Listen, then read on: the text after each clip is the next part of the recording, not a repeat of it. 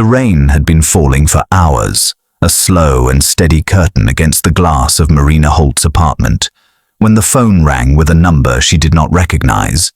She almost let it go to voicemail, but something in her gut told her to pick it up, and when she did, the voice on the other end was low and measured, carrying the weight of time.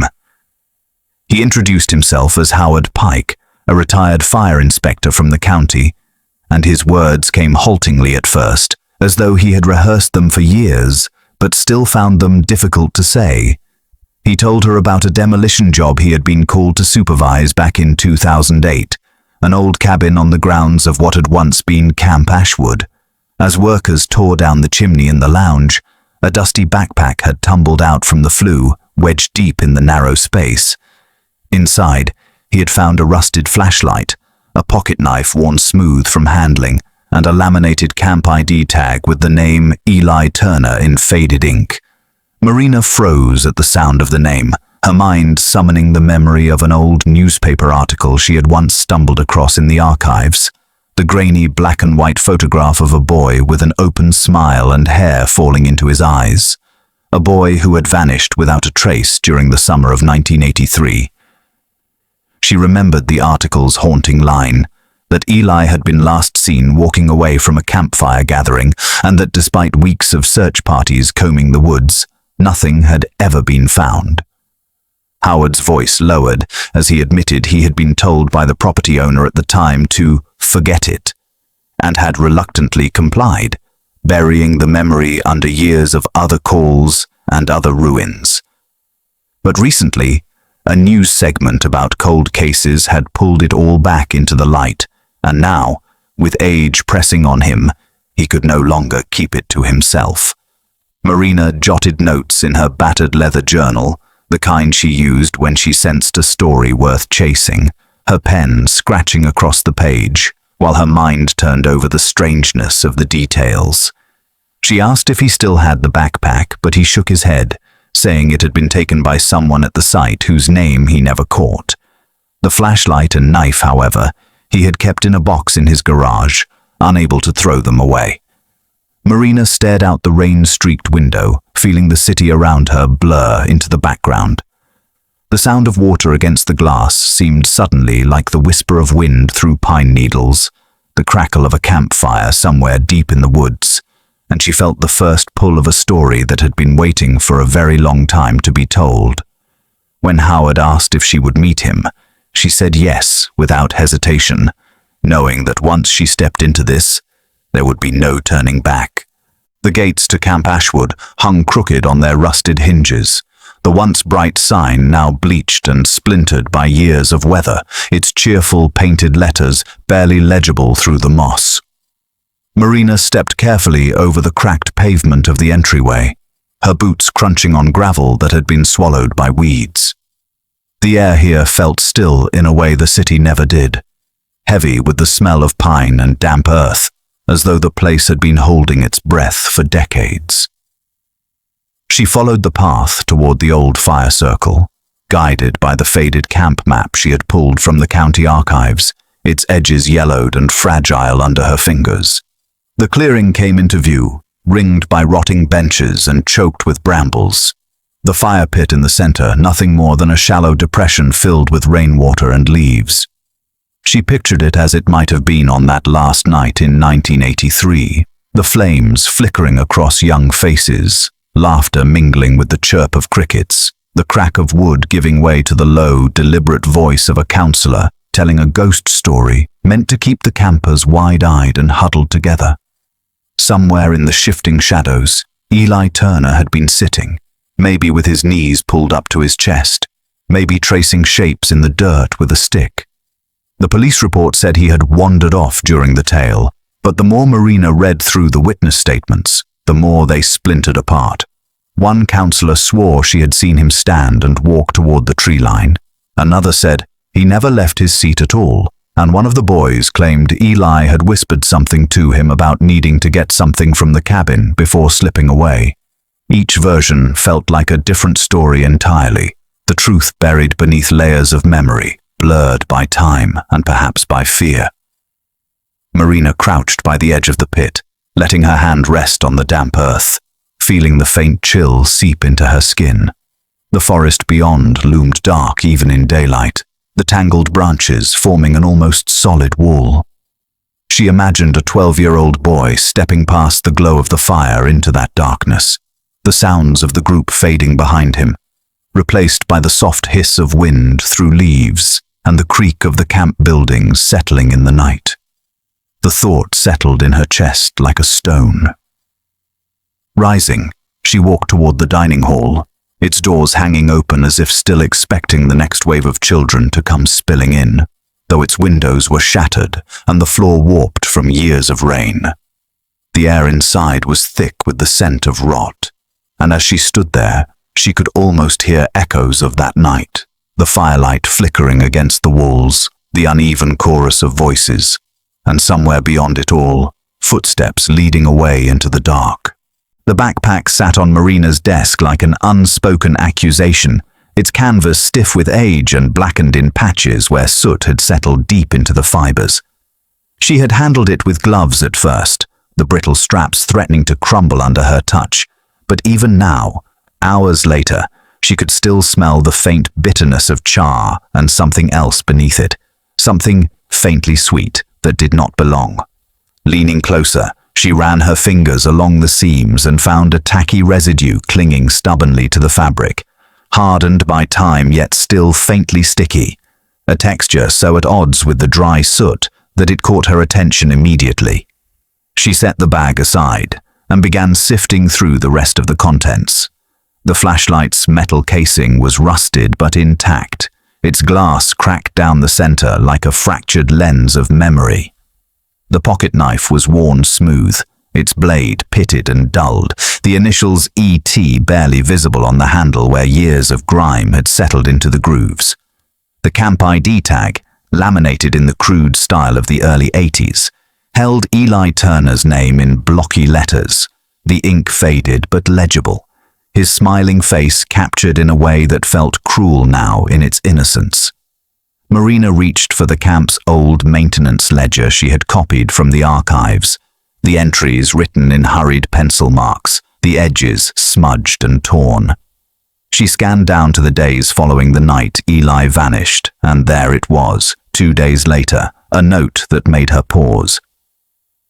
Main hall chimney, repaired, bricks reset, interior cleaned. There were no other repairs listed for the building that summer, nothing to explain why such a sudden fix had been needed in the middle of the season. The handwriting on that line was darker than the others, pressed into the page as if the person writing it had been tense, almost angry. Marina pictured the old chimney in her mind, the soot lining its inner walls, the narrow flue where the backpack had somehow been hidden for 25 years until the cabin's demolition revealed it. She wondered who had carried it there, what hands had pushed it into that claustrophobic hollow, and whether they had worked quickly in panic or slowly with deliberate care. The residue on the bag gnawed at her thoughts. It could have been sap from the pine forest, or spilled soda, or something far more telling, something that might have come from a supply shed or kitchen, something that would place a person inside a restricted area that night. She pulled out her notebook and began making a list of who had access to the chimney, thinking of the councillors' names, the maintenance workers, the cooks who might have known the camp's buildings better than anyone. Outside, the afternoon light slanted through her blinds, dust motes drifting in the narrow beams, and for a moment the office felt too quiet, as if the bag itself were holding its breath, waiting for her to piece together what it had been trying to say for a quarter of a century. The name Grant Myers appeared almost casually in the faded personnel roster, yet the more Marina looked at it, the more it seemed to hum with quiet significance, a loose thread waiting to be pulled. His entry was wedged between two other councillors' names, but unlike theirs, which were filled with seasonal performance notes and return offers, his file was sparse, almost willfully empty. A single sheet of paper was all it contained, brittle with age, its surface marked only by basic information and the blunt scrawl of 2 words near the bottom. No rehire. There was no explanation, No report of misconduct. No letter of resignation.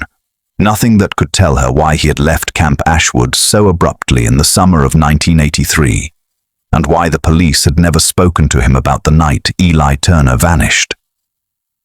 Marina leaned back in the metal chair of the archive room, the sound of its creak echoing off the high ceiling, and felt the weight of absence pressing in on her. She pictured the camp in those final days before it closed for the season, the air heavy with the scent of pine and lingering smoke from campfires, the cabins beginning to empty, counselors packing up belongings with the easy chatter of people who had made it through another summer. Somewhere in that bustle, Grant Myers had walked away, leaving behind a cabin still holding the ghost of a missing boy. The more she thought about it, the more she sensed deliberate omission, as though his absence had been quietly accepted rather than investigated. She flipped the page over, half hoping some overlooked note or accidental mark might be hidden there. But the back was as blank as the expression of someone determined not to speak. She scanned the roster again, noting the neat handwriting that filled most entries, the tidy check marks and underlines. But Grant's page was different, the ink darker, the pen strokes sharper, like they had been made in haste or irritation. Outside the window of the small records office, the late afternoon sunlight angled through the trees, catching dust in the air that made it look as if the whole scene had been dipped in amber, frozen in time, just as the camp itself had been. Marina wondered what Grant had carried with him when he left, whether it had been only his duffel bag and sleeping bag, or something heavier, something that had been hidden away for years until the backpack in the chimney was found. The silence around his name felt purposeful, the kind that comes not from forgetfulness, but from the effort of burying a thing too deep to unearth without unseating everything around it. She wrote his name in her notebook, the pen pressing hard enough to leave an imprint on the page beneath, knowing that whatever path this investigation took next, it would almost certainly lead to the man who had walked away when everyone else stayed behind. Danny Walsh sat across from Marina at a small corner table in a diner that smelled faintly of coffee grounds and fried onions, his hands wrapped around a chipped mug as if the warmth might steady him. The years had left their marks on him in fine lines around his eyes and a heaviness in his shoulders, yet as he began to speak of that summer, there was a flicker of the boy he had once been, the one who had shared a cabin with Eli Turner at Camp Ashwood. His voice was low, carrying the caution of someone who had told this story before and been met only with disbelief. He said that on the night Eli vanished, after the campfire had ended, and the counselors sent everyone back to their bunks, he had heard raised voices outside the cabin. When he had peeked through the thin curtain, he had seen Eli standing rigid, his fists balled at his sides, and Grant Myers leaning in close, his face sharp with anger. The words were muffled by the distance and the chirp of crickets, but Danny remembered the tense posture, the way Eli had stepped back as if trying to put space between them. He told Marina that he had mentioned it to another counselor the next morning, but they had brushed him off, saying Eli must have been in trouble for sneaking out, and that it was better not to stir things up. That was the last time anyone had asked him about it. Danny's gaze shifted toward the window, where a late afternoon sun cast long shadows across the pavement, and his voice grew quieter when he said the camp had places you were not supposed to go, places the counselors kept for themselves, away from prying eyes. He would not say exactly where, only that some of them were old structures, half collapsed or hidden behind dense brush, and that he had once been caught wandering too close to one, and sent back under the threat of being sent home. There was something in his tone, a mixture of warning and regret, that made Marina lean forward, her pen still over her notebook, but unmoving.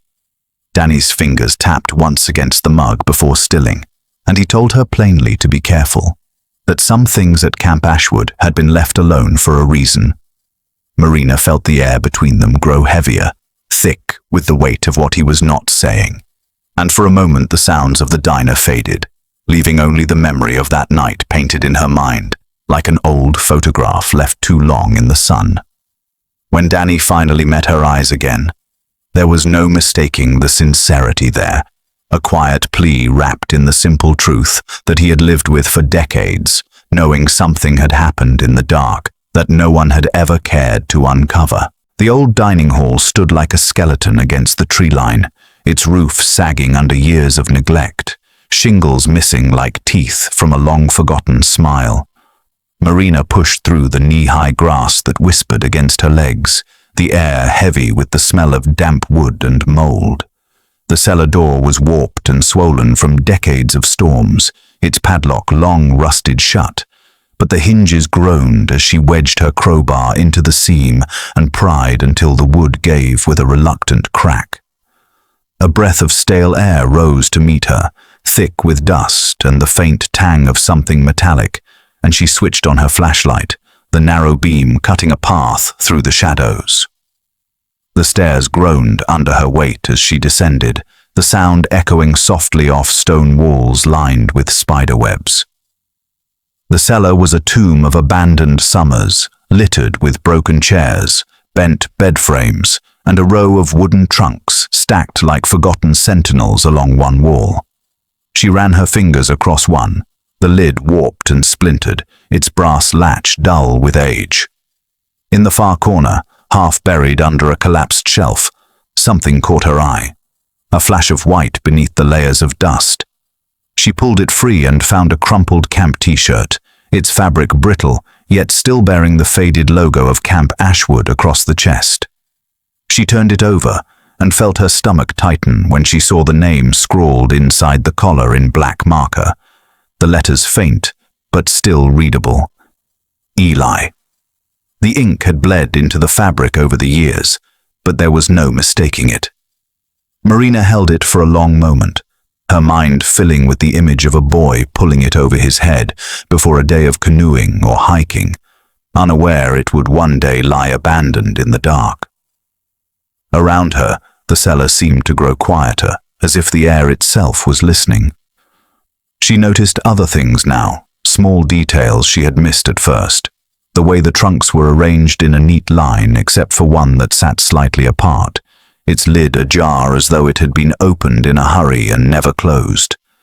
Her flashlight beams swept over a scattering of old papers, yellowed and curled, their ink smeared into illegibility. A single metal spoon lay on the dirt floor, its bowl tarnished, its handle bent. She knelt to look closer, the chill from the ground seeping through her jeans, and felt a prickle at the back of her neck, the instinctive awareness of being somewhere meant to be left alone.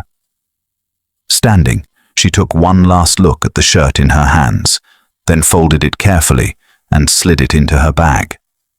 The cellar door loomed above her as she climbed back into the daylight, the sun suddenly too bright after the weight of the shadows below, and she knew that whatever had happened to Eli, some piece of it had been hidden down here, waiting all these years for someone willing to break the lock. Howard Pike's hands were steady as he poured the coffee, yet his eyes betrayed a weight that had clearly been carried for years, the kind of weight that settled deep into a man's bones. The small kitchen smelled faintly of wood smoke and pine cleaner, and as Marina sat across from him at the worn oak table, she could feel the air in the room tighten before he even began to speak. He told her he had been a fire inspector for nearly 3 decades, most of it spent walking through charred remains and crumbling structures. But in 2008, he had been called to oversee the demolition of the old councillor's lounge at Camp Ashwood. The building had been a shell by then, its windows long gone, the roof sagging inward, the chimney standing oddly intact like a gravestone left behind after the rest of the markers had been removed. Howard's voice grew softer as he described climbing into the half-collapsed lounge, stepping over warped floorboards, his flashlight cutting through dust motes suspended in the stale air. He had shined the beam into the chimney flue out of habit, expecting only soot and brick, but what he saw instead made him stop short. Tucked behind a loose section of masonry was a small, weathered backpack, its canvas blackened with soot and smelling faintly of damp ash. Inside were a rusted flashlight, the metal casing pitted and dull, a pocket knife with its blade half folded and speckled with corrosion, and a laminated camp ID tag bearing the name Eli Turner. Marina could hear the scrape of his chair legs against the floor as he leaned back, his gaze fixed somewhere far away, his expression tight as though the memory still had teeth. He explained that before he could log the discovery, the property owner, a man with deep local ties and a sharp edge to his voice, had told him to forget it, to leave the bag where it was, and not to mention it in his report. Howard had been younger then, still close enough to retirement to know the wrong fight could cost him his pension, so he had done as he was told, sealing the memory away like a room he never entered. Over the years, the image of that backpack had returned to him in quiet moments, unbidden and insistent, until it began to feel like a stone pressing against his ribs. When he saw Marina's recent article on the anniversary of Eli's disappearance, something in him shifted. He decided that keeping silent had been its own kind of crime, and he no longer wanted to be complicit in the forgetting. As he spoke, his voice faltered only once, when he admitted that in all his years on the job, he had never found something so small that carried such a sense of finality, as if the air around it knew the truth long before anyone else dared to. The cafe where Marina had arranged to meet them was tucked into the corner of a quiet street, its windows steamed from the press of heat against the autumn chill, the smell of coffee and old wood settling like a blanket over the room. 3 former staff members from Camp Ashwood sat across from her, each of them older now, their faces lined in ways that spoke as much of what they had carried in silence as of years lived. They spoke in low tones, their words hesitant at first, glances darting toward the door as if expecting someone to step in and stop them. It began with vague references to things that weren't right, nights when the older counselors would take certain campers away from the main cabins, claiming it was for late-night adventures or harmless dares, but always to places that were strictly off-limits. The more they spoke, the more their words began to weave a pattern that was hard to ignore, a network of quiet complicity that had thrived in the shadows. One of them, a man who had been a maintenance worker barely out of high school at the time, admitted he had once seen Eli being led away by Grant Myers and another counselor toward the disused boathouse long after lights out. He had not thought much of it then, only that it was part of those whispered initiations the kids sometimes bragged about. But the tone in his voice shifted when he described hearing later that Eli had not gone along willingly, that he had refused in front of others, and in doing so had made Grant look foolish. It was the former cook who leaned forward then, her voice low but steady, saying she remembered the tension in the air the next morning, the way Grant's jaw was set tight, and how Eli sat alone at breakfast, pushing his food around his plate without eating. She claimed she had overheard Grant muttering to another counselor that the kid needed to learn his place, and that there were ways to make sure he did. Marina listened without interrupting, her pen moving slowly across her notebook, aware that each word was pulling her closer to a truth that had been deliberately buried. The air in the cafe seemed to thicken as the details accumulated, each account adding weight to the image forming in her mind of a boy who had crossed an unspoken line and found himself at the mercy of someone who did not forgive embarrassment. When their voices finally trailed off, the 3 exchanged uneasy glances, as if speaking it aloud had woken something they had long kept dormant. Outside, the street was quiet, a faint drizzle tapping against the glass, and Marina knew that what she had heard was not just rumor, but the edge of a story no one had ever dared to tell in full. The Historical Society was housed in a narrow brick building that smelled faintly of dust and lemon polish, its tall shelves lined with brittle papers and bound volumes whose spines had long ago faded to shades of parchment and grey. Marina signed the visitor log in a looping script, her pen scratching softly against the paper, and followed the archivist to a long wooden table where a stack of camp records waited under a protective cloth. The cabin ledger from the summer of 1983 was heavier than she expected, its leather cover cracked and dry, the brass corners dulled by time. She eased it open, careful not to tear the yellowed pages, her eyes scanning neat columns of names, dates, and check marks that once represented the daily rhythms of Camp Ashwood. The pages carried the faint scent of smoke and mildew, as if they had absorbed the essence of the place they recorded. She turned to the week Eli Turner had disappeared, her heartbeat quickening as she moved her finger down the entries for his cabin. Each night had been signed off by one of two regular counselors, their initials repeated with routine precision, until she reached the date in question. There, in the space where she expected to see a familiar set of letters, was a signature she did not recognize, the handwriting larger and more deliberate, as if the person had wanted to make it clear they had been there. Marina flipped through the roster of staff names in the front of the ledger, searching for a match, but the signature belonged to no one officially listed as on duty that night. The archivist, leaning over her shoulder, frowned and said it was unusual for someone off shift to perform bed checks unless there had been an emergency, and even then it would have been recorded in the camp's incident log. Marina asked to see that log, but when it was brought out, the page for that date was missing entirely, the torn edge jagged and frayed as though it had been ripped in haste. She sat back in her chair, staring at the ledger, the foreign names standing out like a stain on an otherwise orderly record, and imagined the dim cabin that night, the soft creak of the wooden floorboards, and a shadowed figure bending over a row of sleeping boys with a purpose that had nothing to do with safety. Outside the narrow windows, the afternoon light was fading into the muted tones of evening, the kind that blurred the line between past and present, and she felt the air in the room grow colder. This was not just a clerical anomaly. It was a door left ajar into a part of the story no one had dared to open for 25 years. She reached for her notebook, copying the signature with slow, careful strokes, knowing it was a thread she would follow until it unraveled completely, no matter where it led. The envelope was thin and unremarkable, the kind of off-white that came from sitting in a drawer for years, its edges softened and corners slightly bent. Marina found it in her mailbox, wedged between a grocery flyer and an electricity bill, her name written in a slanting hand that seemed unsure of itself. There was no return address, only a postmark from a nearby town, and the paper felt almost weightless as she carried it upstairs to her apartment. She sat at the small kitchen table, the hum of the refrigerator the only sound, and slid a butter knife under the flap.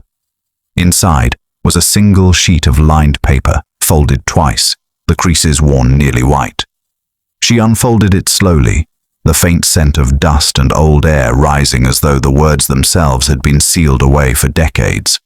The handwriting was shaky, uneven, some letters pressed so hard the ink bled slightly, others faint as if the pen had hesitated mid-stroke. The message began without a greeting, each line crowding the next, as if the writer had been desperate to get the truth out before courage failed. It said they had been there the night Eli disappeared, that he had been forced into the chimney space of the old counselor's lounge as part of a prank meant to scare him for disrespecting one of the older staff. They wrote that Eli had been crying, that his voice grew muffled and panicked when he realized he could not move, and that someone had laughed before the heavy grate was pulled back into place. The writer claimed they thought it was only for a few minutes, that he would be let out after the others had made their point. But then there was shouting, footsteps running, and suddenly everyone was saying he had wandered off. They admitted they were too scared to speak up, that they were told to forget it if they wanted to stay out of trouble.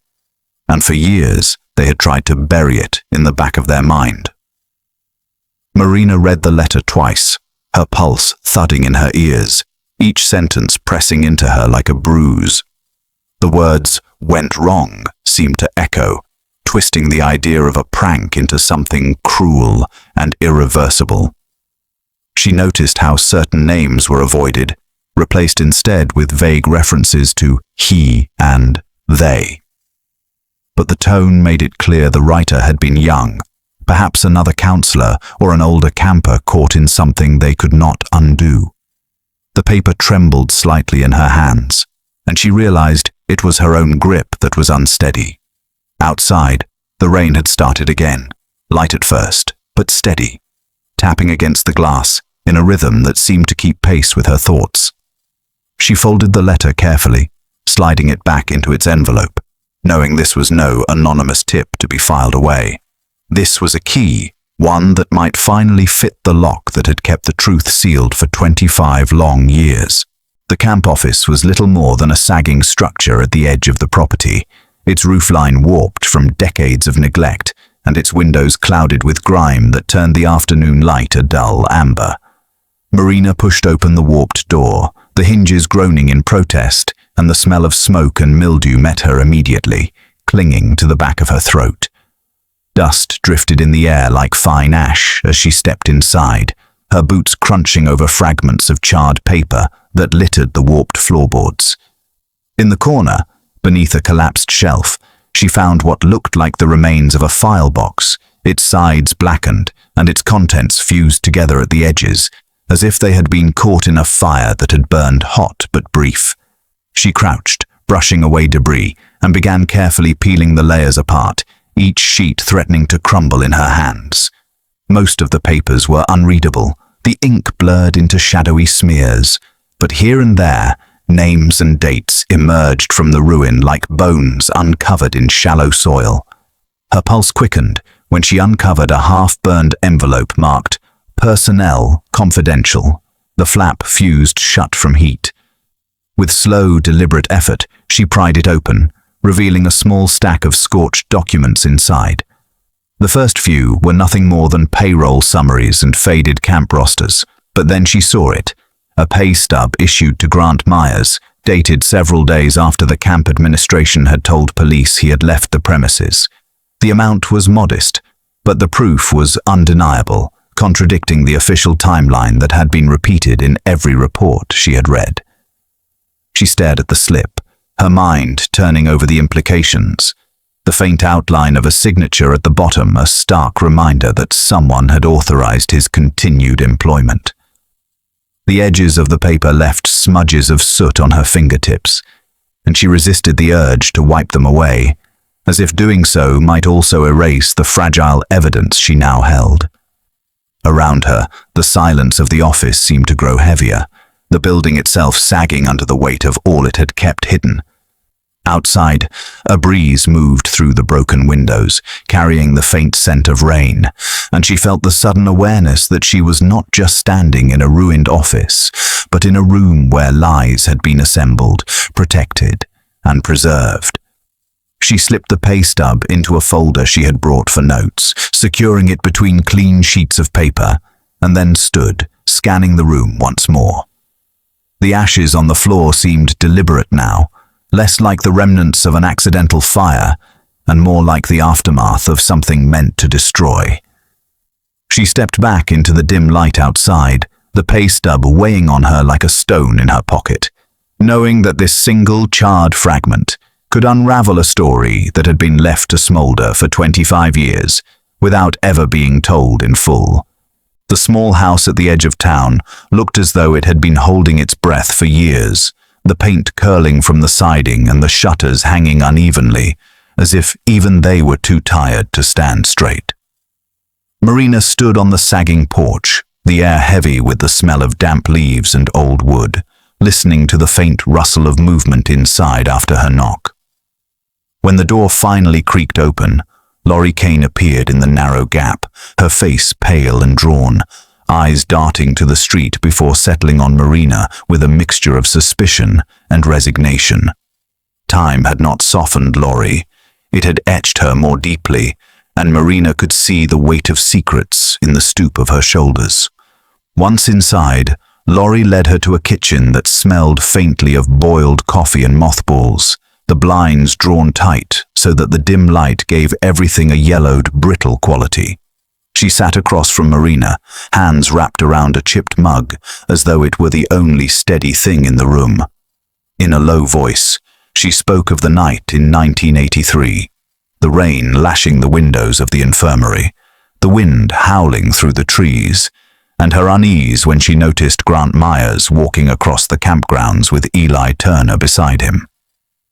She remembered the boy's small figure, head bowed against the rain, the beam of Grant's flashlight cutting through the darkness as they moved toward the counselor's lounge.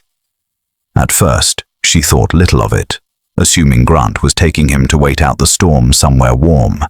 But an hour later, when she went looking for both of them, the lounge door was locked and the lights inside were out. She said she had gone to the camp director, only to be told in clipped tones that she must have been mistaken. And later that night, a note was slid under her cabin door, telling her to keep her mouth shut if she valued her job and her safety. Laurie's voice trembled when she admitted she had been too afraid to challenge them, especially after hearing rumors about staff who had been forced out quietly. Marina listened without interruption, her pen moving slowly across the page, aware that Laurie's words were not just recollections, but confessions soaked in years of silence. When Laurie finally stopped speaking, she stared into her mug as if the dark surface might offer some kind of absolution. Marina thanked her, sliding a card across the table in case Laurie remembered more, and rose to leave. At the door, Laurie hesitated, then placed a small envelope in Marina's hand, saying only that it might help her understand. Outside, the wind had picked up, rattling the dry branches overhead, and as Marina walked back to her car, she felt the fragile thread of Laurie's courage in her palm, knowing that breaking a silence so old was not the end of something, but the first breach in a wall that had been built to last forever. The road to Grant Myers' property wound through miles of frost-tipped pines, their branches bowing under the weight of early winter, the kind of landscape that seemed to swallow sound and keep its own counsel. Marina stood just beyond the sagging fence line, her boots sinking slightly into the damp earth, watching as two unmarked sedans and a sheriff's cruiser crunched up the gravel drive. The house itself sat hunched in the clearing, its siding weathered to a dull gray, the windows shuttered like wary eyes. A thin trail of smoke curled from the chimney, twisting away into the pale morning sky, and for a moment the scene looked almost ordinary, the way any rural home might on a cold day, until the officers stepped out in their dark jackets and purposeful movements cut through the stillness. One approached the porch, his boots striking the warped boards with a hollow sound, while another circled toward the back, hand resting lightly on his belt. Marina's breath clouded in front of her as she tightened her grip on the strap of her bag, feeling the weight of the documents and photographs inside, each one a shard of the story she had pieced together. The front door opened slowly, and Grant Myers stepped into view, his shoulders rigid, his hair more silver than she remembered from the photographs, though the hard set of his jaw had not softened with age. His eyes flicked toward the small gathering at the fence, before settling on the officer reading him his rights, the words hanging in the frosty air like something solid. Grant said nothing, his lips pressed into a thin line, but his gaze never wavered, not even as the cuffs clicked around his wrists with a quiet finality. The sound seemed to echo louder than it should have, a punctuation mark to decades of unanswered questions. As the officers led him down the steps, Marina noticed the faint twitch in his jaw, the smallest tell of the tension coiled beneath his stillness, as though he had been rehearsing this moment for years in some dark corner of his mind. The wind carried the smell of pine and cold metal, and in the distance, a crow called once, before falling silent. Neighbors had begun to gather at the far end of the road, their faces pale in the washed-out light, their whispers carried on the air but too faint to catch. Marina kept her eyes on Grant as he was guided into the back of the cruiser, the door shutting with a weighty thud, sealing him inside. For a long moment, no one moved, the scene frozen in the brittle morning, and then the engines started, breaking the quiet as the vehicles rolled back down the drive. Marina remained at the fence, her heart steady, knowing this was not the end of the story, but the moment it shifted from shadow into daylight, carrying the truth into places it had never been allowed to reach before. The revelation came quietly at first, carried in the measured voice of Detective Harris, as Marina sat across from him in the cramped interview room at the county sheriff's office, the smell of burnt coffee lingering in the air like a stubborn shadow. A thin folder lay open on the table between them, its contents fanned out in uneven stacks, each page a piece of the truth that had been buried for a quarter of a century. Harris tapped a finger against one document, the faint sound loud in the stillness, and told her that Eli Turner had been silenced not because of a personal grudge or a cruel whim, but because he had been in the wrong place at the wrong time, overhearing a conversation he was never meant to hear. Marina listened without interrupting, as Harris described how, in the week before Eli vanished, the camp's fund had been quietly drained, thousands of dollars disappearing from an account meant to buy supplies and equipment for the next summer.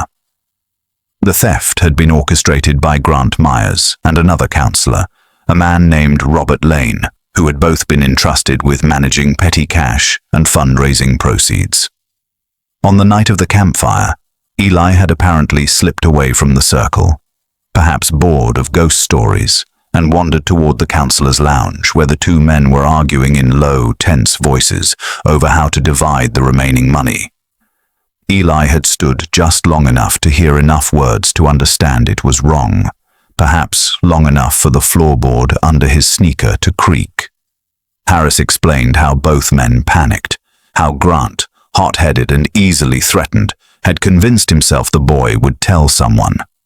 Robert had wanted to scare him, to keep him quiet until morning, but Grant, in what he would later call a moment of bad judgment, forced Eli into the narrow chimney space, claiming they would let him out once they figured out what to do. Marina felt her stomach twist as Harris went on, describing how the storm that night had worsened, how the lounge had been left locked until the next afternoon, and by then Eli was gone in the way people sometimes vanish without anyone daring to admit the cause. Harris's voice stayed level, but there was a weight in it that made the walls seem closer, as though the air itself was thick with the years of silence and cowardice that had followed. Marina's eyes drifted to a single photograph on the table, a camp group shot where Eli's grin seemed too large for his small face, unaware of the storm that was about to close around him. The motive, now so plainly laid out, felt both enormous and pitiful, greed and fear woven into a single act that had stolen decades of life from a boy who only wanted to spend his summer by the lake. As Harris closed the folder, the sound was soft, yet final. A door, at last, shutting on the lie that had stood in place of the truth for far too long.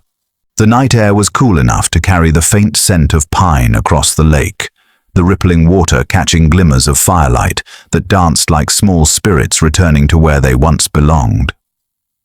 Marina sat on the worn wooden bench beside Danny Walsh, the two of them close enough to feel the shared silence that years of unanswered questions had forged between them. The camp, now cleared of weeds and decay, had been opened just for this evening, its familiar paths lit with lanterns that swayed in the breeze, guiding those who had come to honor the boy they once knew or had only heard about in whispers. Eli Turner's parents stood near the lake's edge, their hands clasped as if holding one another upright, and in the flicker of the flames, their faces bore both the lines of grief and the softness of release. His father stepped forward first, carrying the small flashlight that had been found in the chimney, its casing scrubbed clean, its cracked lens mended though it would never shine again. With slow reverence, he placed it on the smooth, flat stone that served as the memorial marker, the gesture as deliberate as setting down a truth that had been too heavy to carry any longer. His mother followed, resting her palm on the flashlight for a lingering moment before withdrawing, her gaze fixed on the fire where orange sparks drifted upward and vanished into the dark sky. Around them, the gathered crowd kept still, the soft rustle of leaves and the occasional snap of a log in the fire, the only sounds. Danny's eyes glistened, and Marina could see in his profile the boy he had been, sitting cross-legged at campfires long ago, not knowing that one summer night would haunt him into adulthood. The speeches were brief, each voice steady but tinged with the ache of remembering, and when it was Marina's turn, she rose without notes, speaking from the place in her heart where the story had lived since the first phone call. She spoke of truth as something stubborn, a seed buried deep but always pushing toward the light, of Eli as more than the tragedy he became, as a boy who laughed, asked too many questions, and refused to be part of what he knew was wrong. When she sat down again, the fire seemed warmer, the night softer, as if the air itself had absorbed the words and would carry them forward. As the final song was sung, voices rising and falling in gentle harmony, Eli's parents stood hand in hand, watching the reflection of the flames shimmer across the water's surface. Marina knew then that the truth had at last found its rightful place, not locked away in a folder or whispered behind closed doors, but here, in the open air beside the lake, where the sound of the water would keep it forever.